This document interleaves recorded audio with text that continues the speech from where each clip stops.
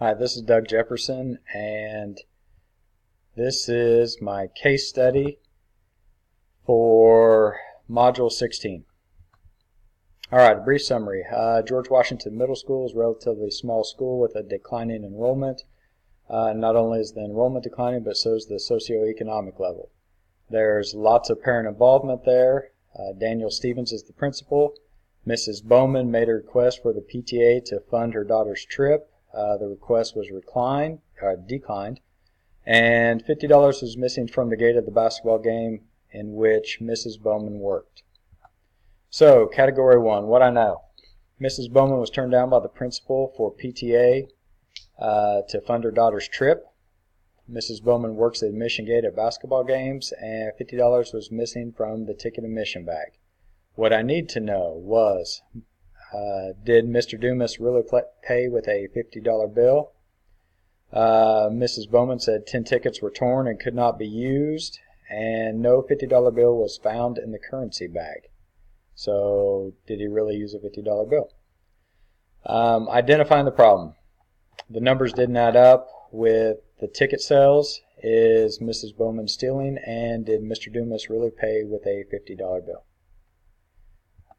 Next up is the plan of action. Some things I would do is, one, I would go back to the school and see if I could find ticket numbers 78 through 88. I have to dig through the trash or something, but need to see if I can find those. If not, I would ask Mrs. Bowman what she did with the torn tickets. Next, I would ask Mr. Dumas in passing at some point if he really paid with the $50 bill and tell him maybe that's not a good idea. You know, it's hard for us to make change. We don't keep a lot on hand. And the final thing I would do is discuss the situation with the finance department and see what they wanted to do from that point on. Next up is ways to resolve the issues. One thing I would do is I'd have at least one teacher work the concession or gate with a parent volunteer. I don't think you should have two volunteers working together. You need to have a certified employee with them. Reconcile the money with the gate or concession partner before turning it into the principal. Make sure there's an agreement between the two people working the money. And have specific procedures for large bills and usable tickets.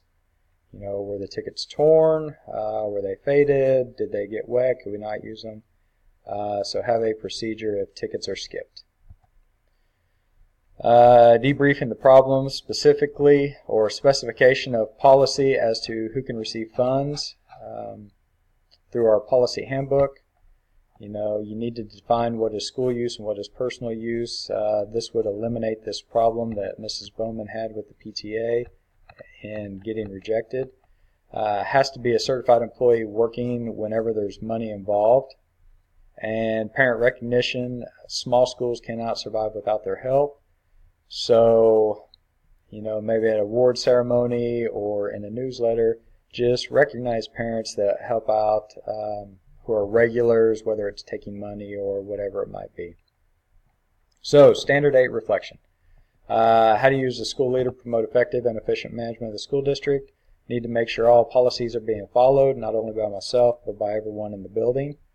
I need to make sure all money accounts are accurate, whether it's petty cash, credit cards, club accounts, etc. And I need to know what can be bought with school funds and district funds. You know, there's certain goods that have to be bought in a fiscal year, other goods that can only be bought within the school year. I need to know the difference between those two. I need to know what funds are set up that way, and therefore there's no problems or issues. The second part of the Standard 8 reflection, how to use the school leader to promote the social learning of every student. First and foremost, you have to be at school every day. One of the things I do now just as an educator is for 10 or 15 minutes in the morning, I greet them at the door. After I've gotten my cup of coffee, usually myself and another administrator's out there, and we'll talk to kids as they're coming in. Maybe if they come in at 7:58, we try to hurry them to class to make sure they're not late. But I think greeting them at the door shows them that we care, and also makes them realize that, you know, they're important to us. We want them to be ready to go. With that, you can also talk to them at lunch or in the halls where the adults. They're usually not going to initiate, conversations with us as teachers or administrators. So by the adult or the teacher administrator initiating a conversation with them, I think that helps out a lot. It builds their trust. If someone is sent to the office, I believe that you need to explain and discuss to them what's going on. Here's what you did. This is why it's wrong. Why did you do this? What can we do to avoid this? But just treat them as a person, and try to keep, their emotions are already going to be high. So try to keep them low, try to keep them relaxed. Acknowledge them in the community. This happens a lot in smaller communities. So whenever you see them at a grocery store or a gas station, say hi to them, ask them how their summer's going, ask them how practice went that morning, whatever, but make sure you acknowledge them. Don't just ignore them. Another thing you can do is reward them for test scores or victories. The lower left corner here, I have a picture of someone in a dunk tank. There's times where you can say, okay, the teacher or the administrator is going to get a pie in the face if this many people pass the state assessment or we score this or whatever it might be. But, small little things like that just take, 10, 15 minutes out of a day. You could do that pretty quick. But they enjoy that stuff. They enjoy seeing administrators or people of authority look silly at times. My final reflection for Standard A, how to use a school leader promote student academic learning. One thing that's big right now is walkthroughs. Not only do students get to see in the classroom, but administrators get to see what's taking place in the classroom. They get to see how students are acting. Plus, this provides feedback for the teachers in ways to improve. Things are doing good. So this is very beneficial. Another thing you could set up is mentoring or tutoring programs. The best way to learn is to teach others. So if you have students who are really good at math or really good at English, and you can find time during the day for them to teach other students who are struggling, this really helps out both students. Not only can the tutors get the information across and it helps them learn the information better, but it helps out those that are struggling and maybe gives them another way other than the teachers to understand what's being said or what's being asked of them. Incentives and rewards, whether it's a pizza party or a no tardy party, which is something we do in our school.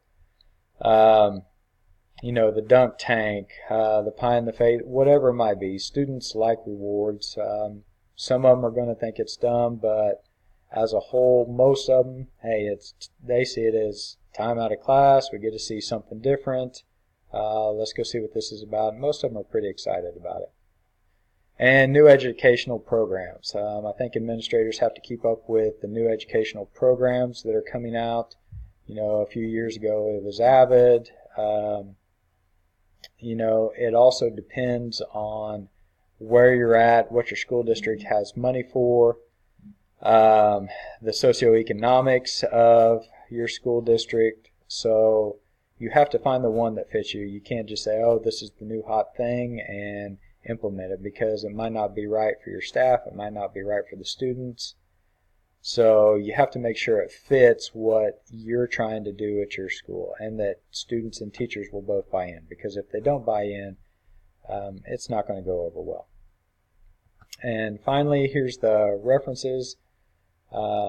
This is the book I used. So this is Doug Jefferson. This was my case study for Module 16. And that's it.